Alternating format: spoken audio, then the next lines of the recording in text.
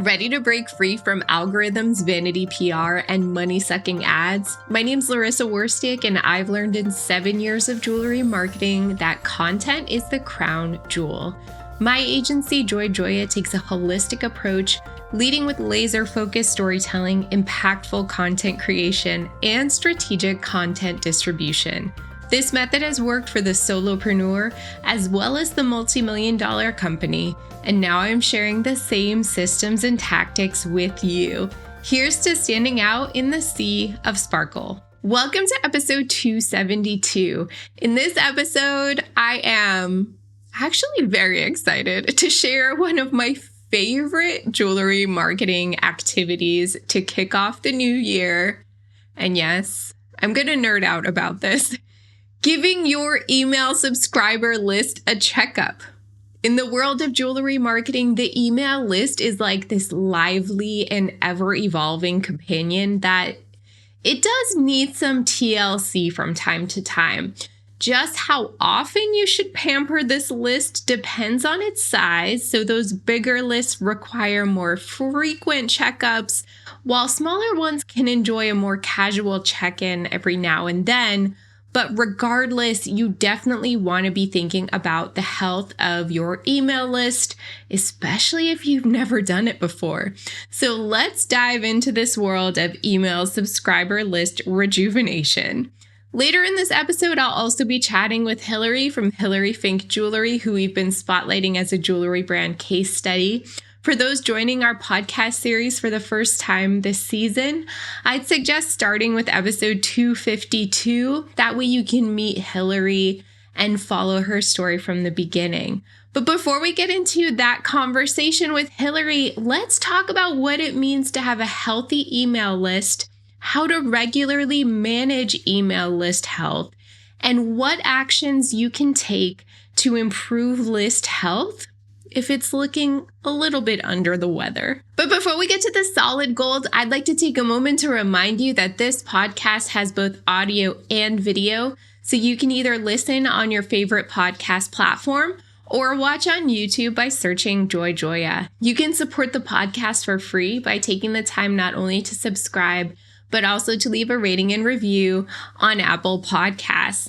Also, if you haven't heard, I'm excited to tell you about the Joy Joya 2024 Name Your Price Emerging Jewelry Brand Incubator. And applications are only open for about another week or so from when this podcast goes live. If you're an emerging independent jewelry brand and you're looking for strategic digital marketing from Joy Joya, but you're also worried you cannot afford professional marketing support, this may be the most amazing opportunity for you. So 10 brands will be selected from the applications, and they will have the opportunity to literally name their price for professional marketing services. There's no catch. This is serious.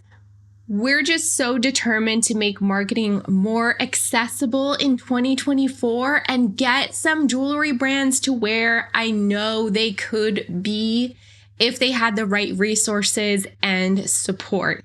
So if you want more details about this opportunity and to find out if it's right for you, visit jewelrybrandincubator.com. And remember, applications close January 31st.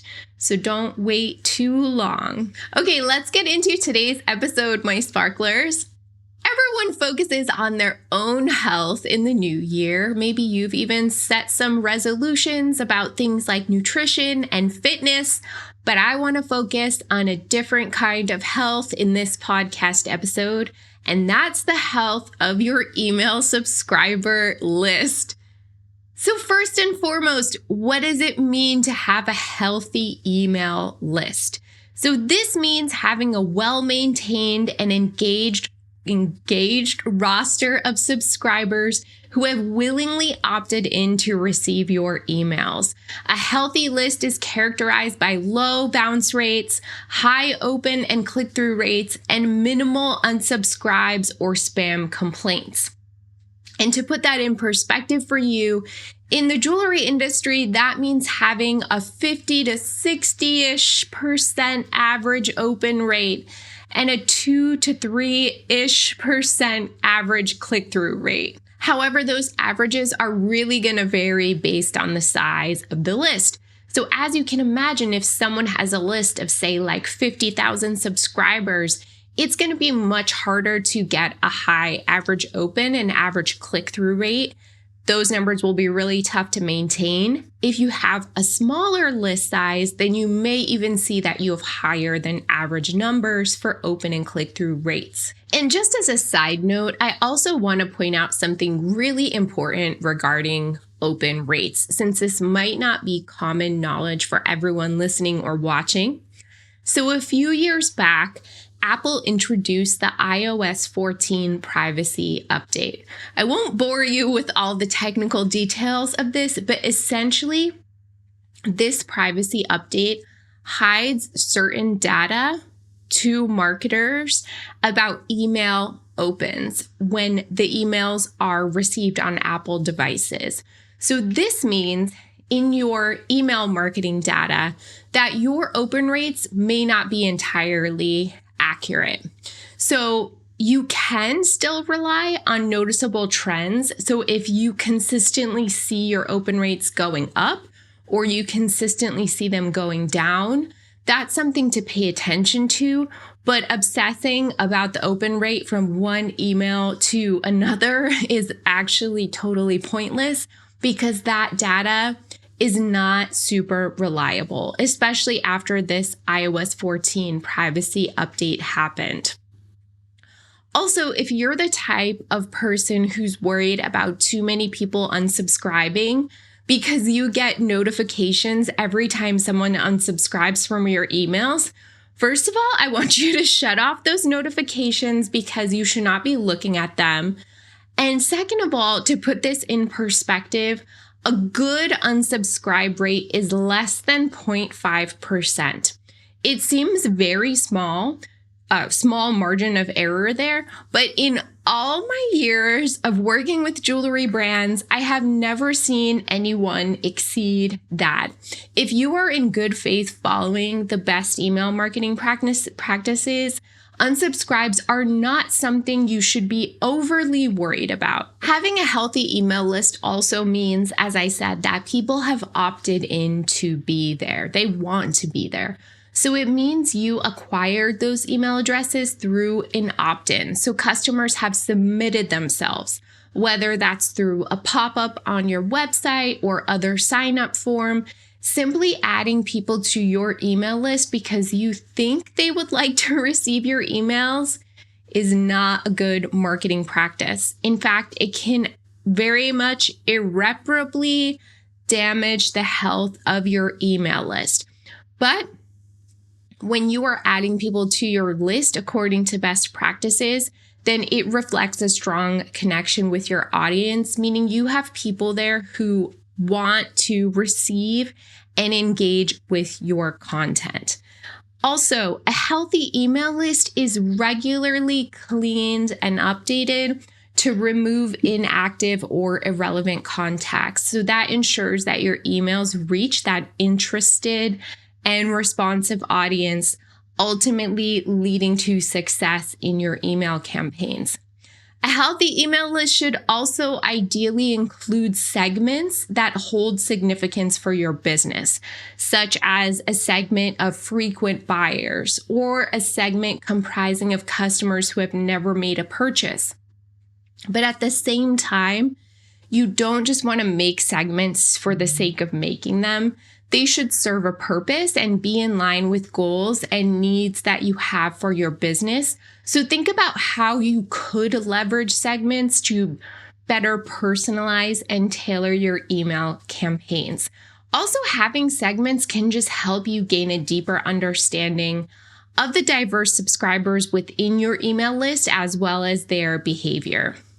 And then the last thing I want to say about what makes a healthy email list is that it's managed through an email marketing provider, like for example, Klaviyo or MailChimp, and it's not managed from like a spreadsheet or a personal email address because when you're doing it through a platform that you are paying for, they are managing all the email marketing compliance for you, and they can help you monitor your data, ensuring that you are really following email marketing best practices. So now that you know what the health means of an email list, how can you regularly manage email list health? So one of the most important aspects of email list health is ensuring that you're always encouraging new people to sign up. So take every opportunity you can to promote your email list, especially on social media. Mention the benefits of being a subscriber and make it worthwhile for people to be on the email list. And I'll share some more specifics in just a little bit. But as previously mentioned, you don't just want to add subscribers willy-nilly because you think people would want to be on your list. You want to follow those best practices. So use website pop-ups or footer sign-up forms, and subscribers should really have a clear understanding of what they can expect by signing up, whether it's a welcome discount or updates on new products and promotions. It's really essential to provide confirmation when they do sign up so they know they're actually on the list. If you're collecting email addresses manually at an in-person event, please ensure that the paper sign-up form prominently states that by providing their email address, they are agreeing to receive regular marketing updates from your brand. Ideally, though, you'd want to consider using a tablet or some kind of advice so people can sign up directly. It's also a really good practice to send at least one welcome email immediately after sign up to confirm that they are on the list. The one downside of using paper sign-up forms is that if you're not able to immediately upload them into your email marketing platform, there can be that delay in adding people to the list, and by the time they receive either the welcome or the first email, honestly, they may have forgotten what they have signed up for already. I hate to say it, but I have to say it. Please never, ever, ever, ever, ever buy subscribers. I get sick just thinking about someone doing that, honestly. And never, ever just add people you know because you think they'd like to be on your list. No, don't do that. Please don't do that. Regularly, it's also important to identify and create a segment for disengaged subscribers because you definitely don't want individuals on your list who don't want to be there.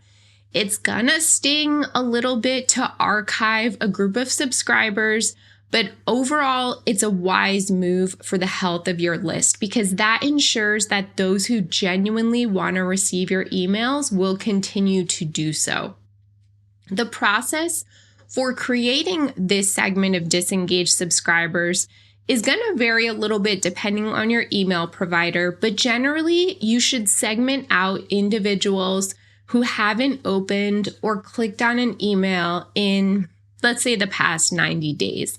And you can adjust this time frame based on your list maintenance schedule, but 90 days is a good starting point. Obviously, if you haven't sent an email in 90 days, then that's not going to make sense. And before you do the actual list cleanup, you're going to want to start sending regular campaigns again to see if people are actually interested and who is going to stick around for your regular campaign sending. If you're a larger brand with a sizable email list, then you can automate the creation of this disengaged segment, and that allows people to enter it automatically when they meet the criteria. Then that altogether eliminates the need for the manual cleanup efforts. So what actions can you take to improve list health if it's looking a little bit under the weather? I mentioned before, it's important to always look for ways to keep growing your email list. So what are some ways to do that? First, make sure you're actually giving people a compelling reason to subscribe. Maybe it's a welcome discount. Maybe it's exclusive access to sales. Maybe it's a first chance to see new products. Maybe it's a chance to win a giveaway. Whatever it is, give people an actual reason to want to sign up for your emails. You can also potentially gate valuable content. Like maybe you have a really great styling guide or a care guide or a sizing guide. And in order for someone to receive it, they have to trade their email address for that content. That's a potential idea. Continue to promote the email list often on social media platforms like Instagram or whatever other platforms that you're on, and emphasize what are the benefits of joining.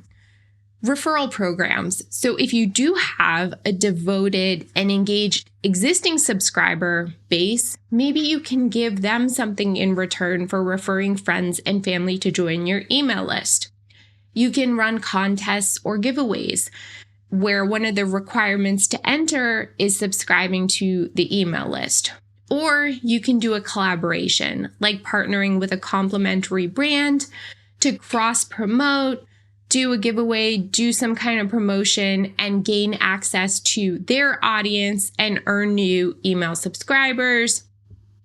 Also, in-person events is a great way to meet people to sign up for your email list. So I mentioned creating that disengaged subscriber segment and kind of left you hanging a little bit. So let's circle back to that. What are you supposed to do with the segment of subscribers who don't engage with you? Well, if you're manually doing this for the first time, then you're going to manually send those people a re-engagement campaign. Or if you're going to automate this whole process because you already are very regular with your email marketing, then you can automate a re-engagement campaign to send to anyone who enters your disengaged segment. The goal of this re-engagement campaign should basically be to say, hey, we haven't seen you in a while. Are you still interested in getting our emails? Click the button to confirm your subscription and or to update your information. And if you don't click, we'll ensure you no longer receive our emails, but you can always resubscribe in the future. Basically, that's the whole thing. And anyone who doesn't click on that email, they should get archived. This can be really painful to do, but again, it's a really necessary part of maintaining the health of your email list, because the more people that are not engaging with your emails, the higher the likelihood is that your emails are ending up in spam folders. And the more spam folders that your emails are ending up in, the more that email providers will think you are spam. And people who actually want to receive your emails won't get your emails. We don't want any of this to happen. But bottom line, at the end of the day, if you ignore or don't want to do anything I said in this episode, the one most important thing you can be doing to maintain the health of your email list, full stop, without a doubt, one major takeaway is to actually email your list consistently and regularly. The more inconsistent you are, the more you're damaging your list health. That is the one thing I want you to take away from this episode. So how are you going to commit to that in 2024? In our upcoming conversation with Hilary, we're not going to talk about email marketing at all. We're just having a fun conversation because we want to celebrate her acceptance into the New York Now Emerging Fine Jewelry Designer Incubator. So we'll dive into her experiences of preparing for her first trade show ever and her aspirations for this event. Hilary will share all the exciting details about embracing this incredible opportunity. Hey, Hilary, thanks for joining us today. Hey, Larissa, good to see you. Good to see you. So in case people didn't hear, you were accepted to the New York Now Emerging Fine Jewelry Designer Incubator. So why don't you tell us in your own words what that even means, first of all? Sure. So it's organized by the fabulous Liz Kantner and Robin Kramer. And, I think what they've realized is there's kind of difficulty for emerging jewelers to kind of get into that trade show loop, I guess, just like, financially, and just it's difficult to set up your booths and all that stuff. It just takes a lot of time. So they just put together this incubator where they selected 12 designers internationally. And what they did is just make it really simple for us. It's like a fraction of the price and also a fraction of the size of the booth, but it's just this like turnkey, case display with a sign behind you, just really easy for us to just get our foot in, get started. And, they both believe in wholesale as a way to grow your business. So this is just their way of helping. So what caught your attention about it in the first place? What attracted you to apply to it? I've been wanting to do a major trade show. I applied to Melly a couple of years ago and I got in, but then I decided not to do it because I was just like, oh, it's so expensive.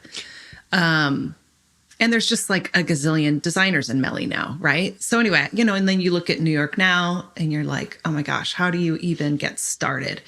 And so it's something I've always wanted to do. And this just was like, bam, this is such an incredible opportunity just to kind of have your hand held. I mean, Robin Kramer is pretty much an expert in wholesale trade shows. So to just get her guidance is super important to begin with. So it just made sense because this is already something I've been wanting to do. I want to grow my wholesale business, and I am not great at that part of it. I'm not great at sending out the emails and all that stuff and all the, the connecting that way. So this was just a great opportunity. What was the application process like for you? It was super easy. It was just a form with a few basic questions. I was actually really surprised by how quick and easy it was. It was great. And then when you did find out that you got accepted, how did you feel? Oh my gosh. Super excited just for, all the reasons I just stated, just having so much guidance and help getting your foot in the door with something as tricky as, a big wholesale trade show. And it's just a great opportunity to have, so many eyes on my work. Stores that I have sent line sheets to in the past, a lot of them have said, oh, do you do New York Now or Melly? They want to see my jewelry in person. And so I'll be following up with a lot of those stores to say, hey, you can now see me at this New York Now incubator. And then, I'm nervous. I think that's just totally normal. It's a financial commitment. And it's just taken up a lot of time making jewelry and getting ready for it, right in the middle of my busy holiday season. So it's just kind of been like, it's a little bit all encompassing right now, which is fine. I'm not complaining about that at all. It's a little bit nerve wracking. Yeah, that makes a lot of sense. It is a tough time of year to like prep for that. And it's not a lot of time. Like you have to do it pretty quickly too. Yeah, for sure. Yeah. So what are you hoping to get out of this opportunity and what are you most excited about? I mean, okay, so top number one goal, kind of always is my top number one goal, like Bergdorf Goodman, baby. Yes. Of course, that's like not likely to happen, but that's just kind of like my all-time dream. Like I would love to be in Bergdorf Goodman someday. I don't know. That's just silly. But, overall, I just would love to get into a few more stores that I've been wanting to get into or, learn about some new stores that I didn't even know about. I have about 50 stores on my list to contact. And of course, there are a gazillion more that will be at that trade show. So that's just it. It's like get into, hey, 2 more stores would be amazing. I think I hear from a lot of designers when they do their first trade show, they don't get into any stores. So I'm also preparing myself to not get any wholesale orders. But it's really about like making those connections and then also connecting with the other jewelers. I'm really excited to just kind of have like a bunch of days in a row, just meeting them and learning from them too. So I think like a big mystery around trade shows is like all the prep that's involved or what is involved and all the things you have to do. So I'd love if you could break that down for us. Well, this is simpler because it's a turnkey booth where we don't have to do any designing except for like what's going to be in our display case. And then we had to design a sign for behind our booth or behind the display case. So it's really not a lot of like designing for the booth, which is great. But initially, like right away, bought my plane ticket, bought my hotel rooms. And then I started going on a gemstone purchasing spree, which is so much fun. Just because, I do have a good amount of jewelry in my ready to ship section, but I want to have some new knockout pieces for this show. So I also bought a bunch of new faceted stones because I'm going to be putting out a new faceted gem collection. And then it's just like, making a list of the jewelry I want to bring that I have in stock, making a list of the new things I want to design. I've been making the jewelry now for a couple weeks. And then it's the like organizational admin stuff. It's like making the list of all the stores you want to get into, drafting those emails, designing a postcard. And I've gotten as far as like, I'm trying to fill in the spreadsheet with all the contact information for all the stores I want to send to. So, and then I have to plan my outfits. Of course. So, I'm going to have to buy some new outfits. I bought some new shoes I'm so excited about. I bought a new winter coat because it's New York in February. Yep. So, just, shoes. You should do a trade show outfit of the day on your Instagram stories. Oh, gosh. I mean, that would be fun, but I know myself. I'll just probably go like really simple, just like easy black dress. Mm-hmm. I know I should do something more than that, but I know myself. I feel most comfortable in black. So, yeah. So how many new pieces are you actually making? I mean, I listed out that I would make like 30 new pieces. And that includes like some of my like hand hammered collection, like small production pieces that I just don't have in stock, but also, a bunch of new pieces. So it's really probably more than I need because I already have like 25 pieces in my ready to ship section I can bring to. But even though the case won't hold all of that, I can still have some kind of on a tray underneath to show people it's a little bit more jewelry.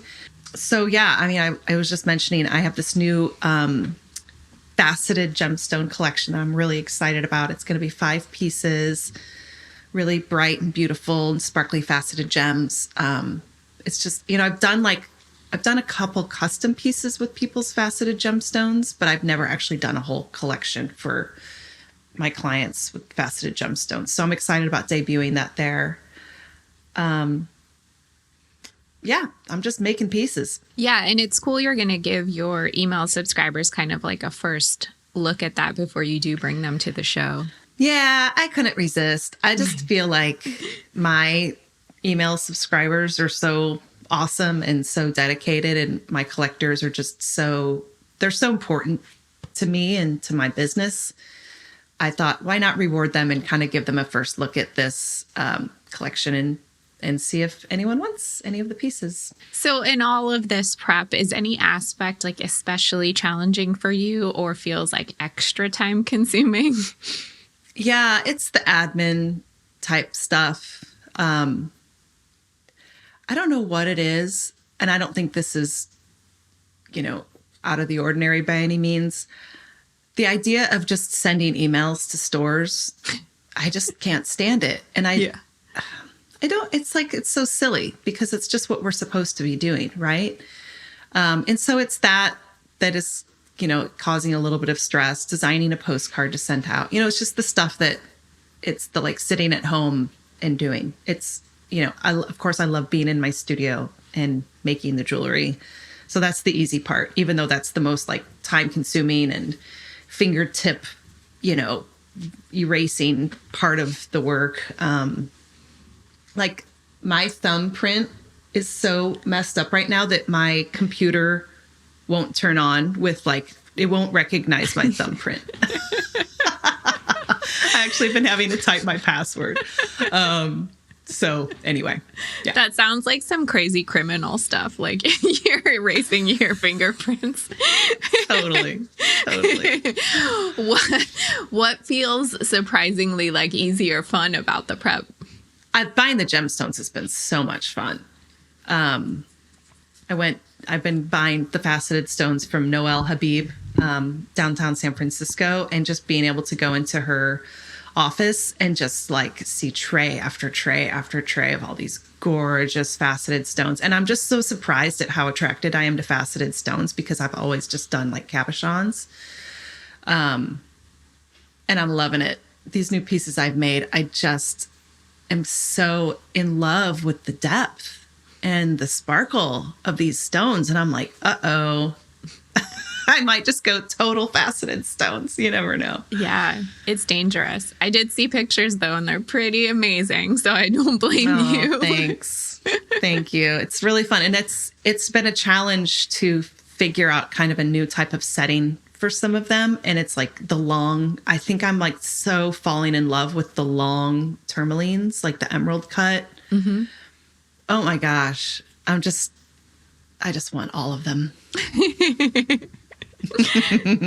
Well, Hilary, it's really cool to hear about the prep and to get a little bit behind the scenes. And I know everyone will be cheering you on as you actually get to the trade show. So thanks for sharing your experience. You're welcome. No problem at all. What did you think about the interview? Are you excited to keep following Hilary on this journey? I highly encourage you to check out Hilary's website, hilaryfink.com, and follow her on Instagram at Hilary Finck Jewelry. The links will be in the show notes as well. And let me know in a podcast review or a YouTube comment what you think. All right, let's get into the gold mine. This is a segment of the podcast where I get personal and share insights on entrepreneurship, mindset, success, growth, and all things business. I get a little bit, we go heart to heart in this segment. In this week's gold mine, I want to dive into the concept of busy work and how to avoid it. First of all, what is busy work? So busy work refers to tasks or activities that may seem productive, but in reality don't significantly contribute to your overarching goals or objectives. So it can consume time while creating the illusion of productivity, and then it ultimately diverts your attention away from more important and meaningful tasks, the things that could really be having an impact on your business. Honestly, many of us were conditioned to see busy work as positive during our school years. Much of the homework and schoolwork that we did growing up lacked genuine purpose. Yep, I'm saying it. And served merely to keep us occupied, but it also at the same time gave us a false sense of accomplishment and praise. And I observe a lot of jewelry business owners engaging in busy work when there are other activities they could be doing that will have a greater impact on helping them reach their goals. Busy work isn't inherently bad. It can have some positives. It can make you feel good. There are some ways it can add to your business, but there's a lot of deception involved in it. Busy work often fails to advance our goals, so we spend all this time feeling like we put so much work into our business and we've tried everything and we've done all of this stuff. But the truth and reality is, I hate to say it, a lot of it was just a lot of time consumption that could have been better spent on impactful, but also uncomfortable and challenging tasks that actually propel us from point A to point B. So how can you break free from this cycle of busy work and achieve more with less time? Doesn't that sound great? Start by examining whether you're using other activities to avoid tasks because you feel nervous, scared, uncertain, not able to, maybe not smart enough, don't know enough, whatever it is. Are you substituting these tasks with other activities that still give you that like endorphin hit, that sense of accomplishment, but don't have real impact? And then imagine you had just 1 hour a day to focus on your business.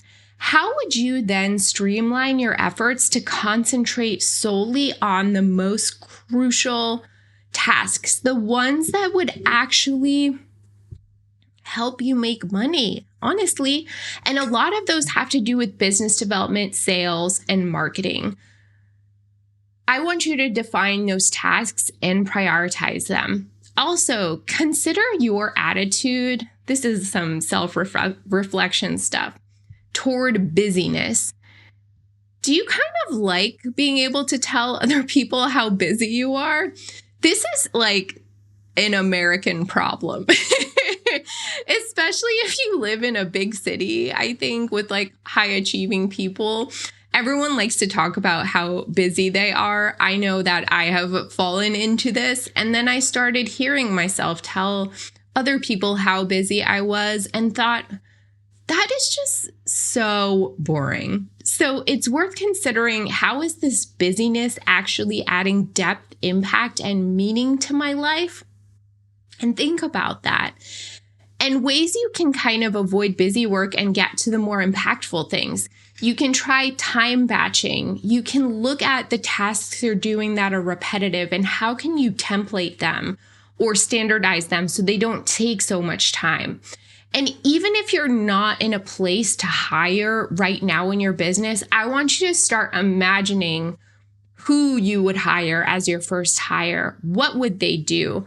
What position do you want to create to kind of take some of these busy things off your plate so you can do the meaningful work that you know deep down, if you really were super honest, you know what that work is for you. Also, investigate outsourcing tasks that demand attention, but maybe don't need you to be personally involved. So look at platforms like Fiverr and Upwork as valuable resources. I think too many people see that as, oh, I'm spending money on something that I could just do. But when you value your time and you see that you putting your time into tasks that will move your business forward, you can't see outsourcing as spending money. You have to see it as freeing up your own time, which is money the business could be making for you. And you need to acknowledge that significance. It's a really hard mindset shift to make, but 2024, I know, is the year that you're going to start making that shift. So are you ready to break free from busy work this year and shift toward meaningful, impactful tasks that drive progress? Feel free to drop me a message via Instagram DM, leave a review on the podcast, or comment on the YouTube channel. I want to talk to you about it. Did you have any questions about today's episode? You can always email me Larissa, that's LARYSSA @joyjoya.com. If you love this podcast, please share it with a friend who'd appreciate it. And don't forget to subscribe as well as leave a review on Apple Podcasts. If you're completely new to digital marketing, then you'll want to purchase and read a copy of my book, Jewelry Marketing Joy. Visit joyjoya.com/book for more information.